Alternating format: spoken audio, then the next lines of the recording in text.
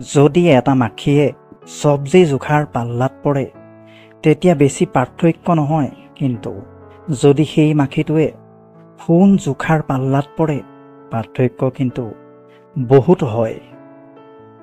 সেয়ে আমি ক'ত থাকোঁ আৰু কাৰ লগত থাকোঁ সেই সংগই আমাৰ মূল্য নিৰ্ধাৰণ কৰে।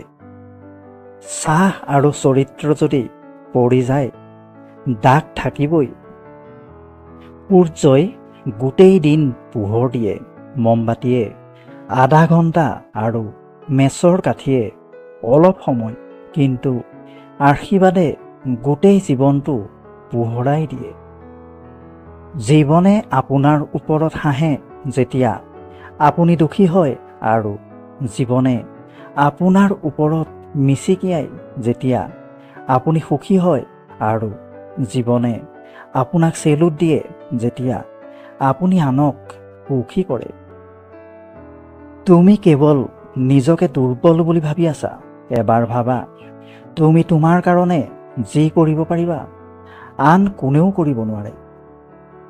কাৰোবাৰ লগত থকাৰ কাৰণে যদি আপোনাৰ বিচাৰ শুদ্ধ হয় তেতিয়া বুজিব যে সেই ব্যক্তিজন সাধাৰণ ব্যক্তি নহয়।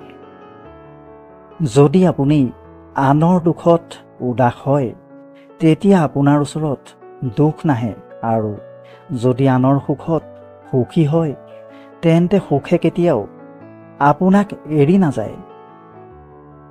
ভগৱানে আনক কি দিছে সেইটো চাবলৈ আমি ইমানেই ব্যস্ত যে আমাক কি দিছে সেইটো চাবৰ বাবে আমাৰ সময় নাই।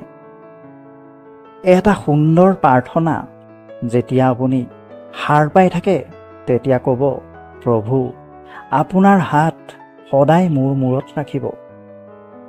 ঘৰৰ পৰা ওলাওঁতে ক'ব, প্ৰভু মোৰ হাত কেতিয়াও এৰি নিদিব। যেতিয়া কান্দিবলৈ মন যায় ক'ব, প্ৰভু মোক সহাৰ সুযোগ দিয়ক।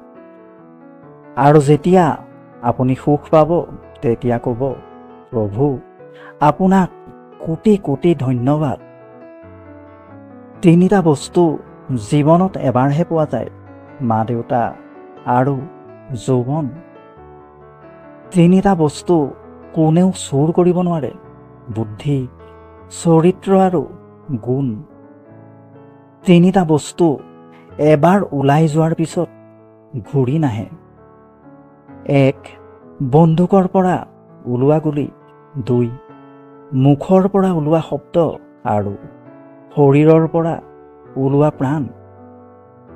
3 জনক সদায় সন্মান কৰিব, মা, দেউতা আৰু গুৰু। নিজকে শক্তিশালী কৰক এই কাৰণে নহয় যে আপুনি আনক বশ কৰিব পাৰিব, এই কাৰণেই শক্তিশালী কৰক যাতে আন কোনেও আপোনাক বশ কৰিব নোৱাৰে। কেতিয়াও অহংকাৰ নকৰিব। অহংকাৰৰ সৰু পাথৰ এটাও যদি অন্তৰৰ ভিতৰলৈ যায় তেন্তে ভৰসাক বাহিৰলৈ উলিয়াব নোৱাৰিব। জীৱনত যদি এজনক পোৱাৰ পিছত আন কাৰোবাক পোৱাৰ আশা কৰা তেতিয়াহ'লে এদিন দেখিবা তুমি তোমাৰ জীৱনৰ পৰা মূল্যৱান কাৰোবাক হেৰুৱাই পেলাইছা। মানুহৰ মনটো বুজিবলৈ চেষ্টা কৰা, কথাবোৰ নহয়, কাৰণ এটা কথাৰ বহুতো মানে থাকে।